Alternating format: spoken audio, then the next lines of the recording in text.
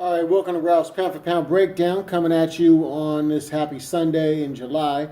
We're 1 week away from UFC 214, John Jones versus Daniel Cormier, Tyron Woodley versus Damian Maia, and Christine Cyborg versus a girl that I can't remember her name at the moment. It's not what I'm going to talk though.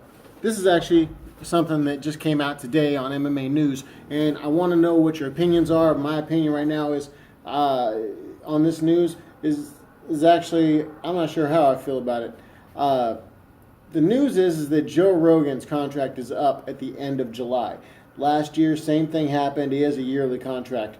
Joe Rogan, he's the Fear Factor guy, or the guy that commentates the UFC since the 90s. Joe Rogan, Mike Goldberg, two of the baddest commentators on the planet when it comes to MMA, calling fights, giving guys the answers for where they're going to move, bringing up good conversations and topics. They were the team, the duo. Seeing them separated by the UFC new owners when they got rid of Mike Goldberg, really, to me, it ruined a way that the fight game had been. Not just the fight game, but more of the commentating and the way that you watch the fights. Now you have guys like Brian Stan, you got John Anik, who I personally don't care much for. Daniel Cormier is on there sometimes. You also got Dominic Cruz. He's another commentator. Now,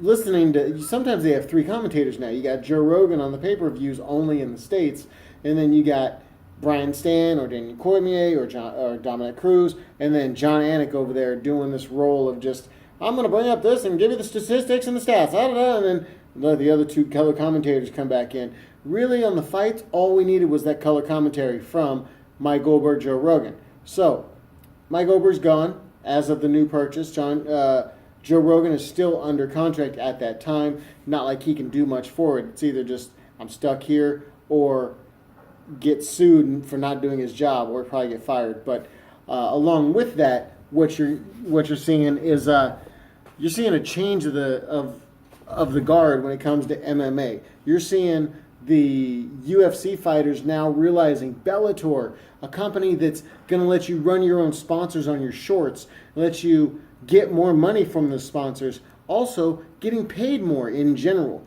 Just fucking, God, the money is ridiculous in the UFC. They don't pay their athletes shit. When you see these guys who, like Stipe, the heavyweight champion of the world, the dude got paid less than the guy he fought last time. I mean, you're seeing shit like that, and the UFC needs to step it up and figure that out.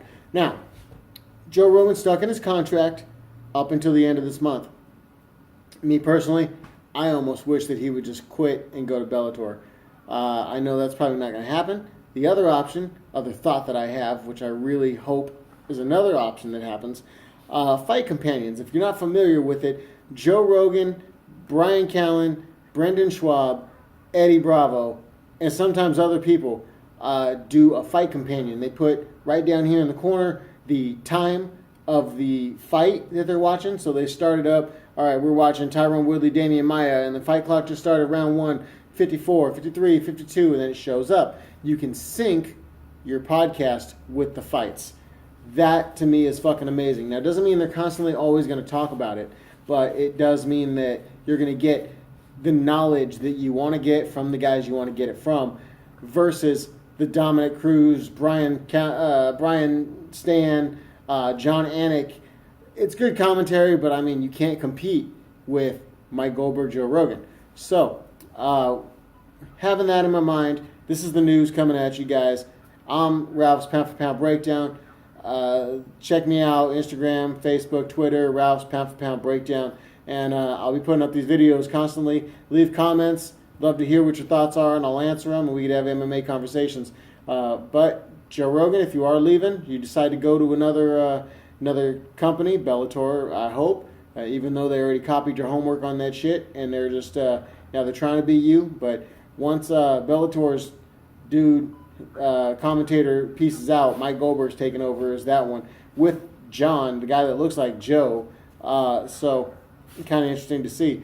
So, Ralph's Pound for Pound Breakdown, Instagram, check me out, subscribe, follow, and I'll be breaking down more of these videos this week of UFC 214, John Jones, Daniel Cormier, Tyron Woodley, Damian Maia, and also Cyborg's championship that she's going to win, because I ain't giving this girl, Evangeline, I want to say her name is, I'm not giving her the fucking a chance in hell when it comes to fighting Cyborg. And I wouldn't give any girl a chance in hell, except for maybe Gabby Garcia. That would be one that I would say I could beat up Chris Cyborg. Tanya Evinger, there's her fucking name. So, Tanya Evinger, good luck to you. I know you're going up from 135 to 145, but Chris Cyborg's the champion, Invicta champion, Strikeforce female champion. Ain't nobody beating her. She beat Gina Carano when Gina Carano was Ronda Rousey back then. Chris Cyborg could beat anybody. If they put Chris Cyborg versus Ronda Rousey, anytime between then and now, she would have destroyed her then and now too. So, I'll be breaking down those fights, and there's also other fights on this card. Robbie Lawler versus Donald Cerrone. You got Manoa versus Ozdemir. There's a lot of fights to break down. UFC 214 is probably the most stacked card of the year. So anyways, subscribe, comment, watch my next podcast. This is Ralph. Peace out.